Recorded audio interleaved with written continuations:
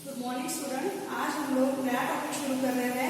हमारा जो सब्जेक्ट है हॉस्पिटल एंड क्लिनिकल फार्मेसी, उसमें मैं पढ़ाने जा रही हूँ आपको क्लिनिकल फार्मेसी। ठीक है, इंट्रोडक्शन टू क्लिनिकल फार्मेसी, ये हमारे आज के नए टॉपिक का नाम है। इसमें हम क्या पढ़ने वाले हैं, क्लिनिकल फार्मेसी का स्कोप क्या है, उसकी फंक्शन क्या है, उसमें लर्निंग आउटकम्स क्या है, क्या क्या हम इसमें पढ़ने वाले हैं वो हम पहले देख लेंगे। फार्मेसी का डेफिनेशन और ऑब्जेक्टिव आज में कवर करने वाले हैं। तो स्टार्ट करते हैं हमारे टॉपिक के साथ में।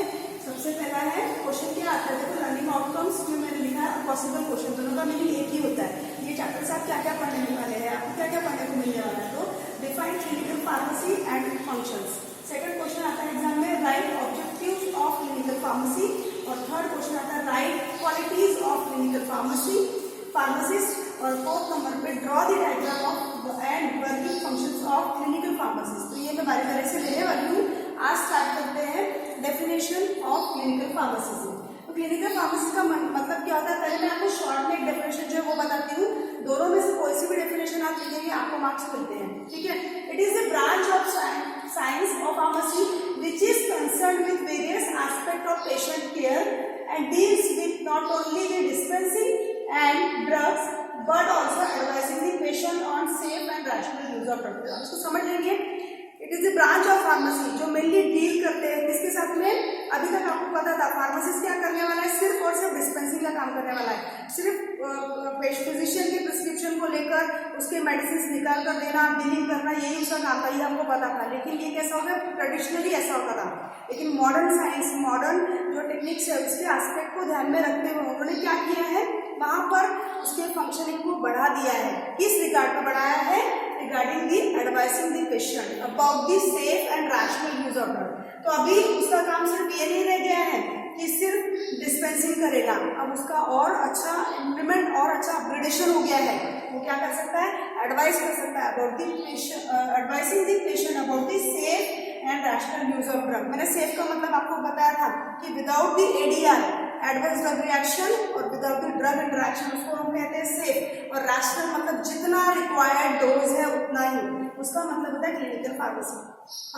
ठीक है, अब हम ये डेफिनेशन पढ़ लेते हैं। अगर आपको ये समझ में आ गई तो इसको समझना आसान हो गया है।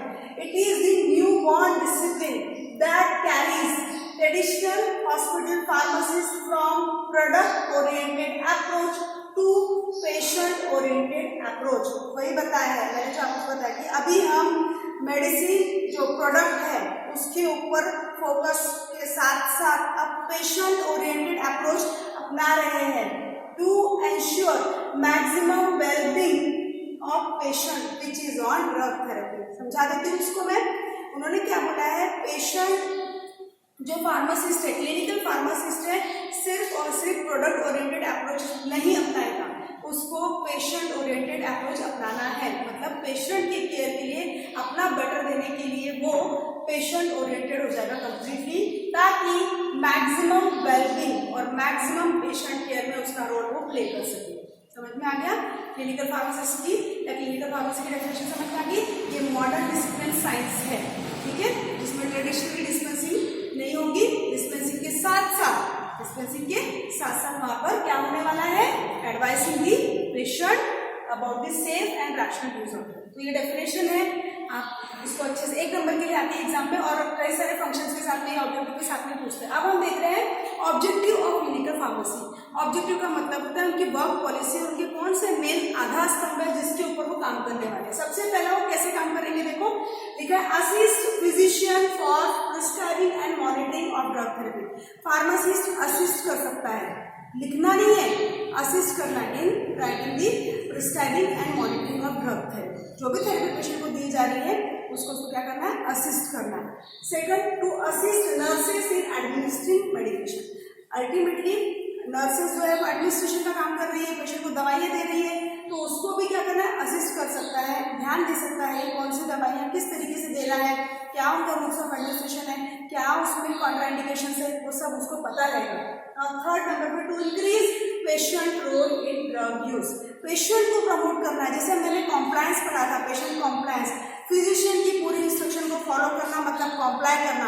यहाँ पर भी वो पेशेंट को प्रमोट कर सकता है, उनको क्या कर सकता है, प्रोत्साहित कर सकता है, एनकरेज कर सकता है कि आप बराबर से अपनी मेडिसिन लो और मेडिसिन का कोर्स पूरा करो। इसको क्या बोलेंगे हम, to increase patient role in drug use. Now to maximize the effectiveness of drug therapy with minimum side effect or adverse effect, उसने जो भी मेडिसिन या ड्रग थेरेपी में पेशेंट को रखा हुआ है उसको इतने इफेक्टिवनेस से वो काम करना है कि जो काम है या पेशेंट का जो इफेक्ट है वो साइड इफेक्ट से कम हो और एडीआर से कम हो।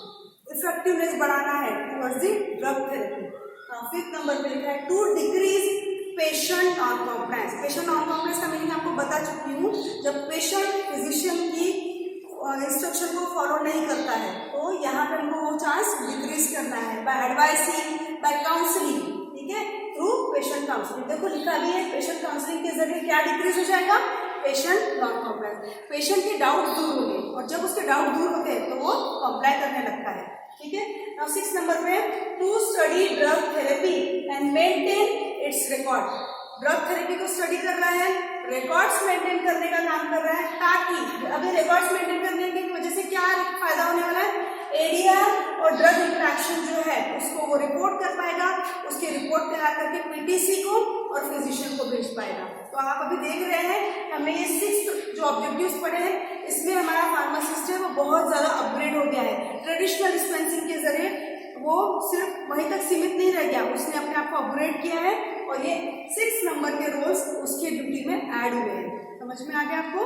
पहला हमने देखा असिस्ट कर रहा है फिजिशियन को, फिर देखा असिस्ट कर रहा है नर्सेस को, फिर देखा पेशेंट के जो ड्रग यूज में उसमें उसका रोल बढ़ रहा है, फिर देखा कि वो ड्रग का इफेक्टिवनेस बढ़ा रहा है, फिर देखा to decrease patient non compliance, और फिर हमने देखा कि रिकॉर्ड मेंटेन कर पा रहा है, पीटीसी कमेटी के साथ में उसका इन्वॉल्वमेंट है, वहां पर भी वो काम कर रहा था। ये हम लोगों ने देख लिया ऑब्जेक्टिव्स ऑफ क्लिनिकल फार्मेसी। आज हम लोगों ने टोटल क्या पढ़ लिया, हम लोगों ने देखा डेफिनेशन ऑफ क्लिनिकल फार्मेसी, जिसमें मैंने आपको बताया कि सेफ एंड राशनल यूज के बारे में बताया कि वो रिगार्डिंग दी ट्रेडिशनल जो डिस्पेंसिंग है, apart from the traditional dispensing he is able to do the patient counselling. समझ में आ गया? उसके बाद में हम लोगों ने वहाँ पर स्टार्टिंग में मैंने क्या लिया था, लर्निंग आउटकम्स और possible questions on this chapter, ठीक है। आगे मैं इसके फंक्शंस वगैरह लेने वाली हूँ।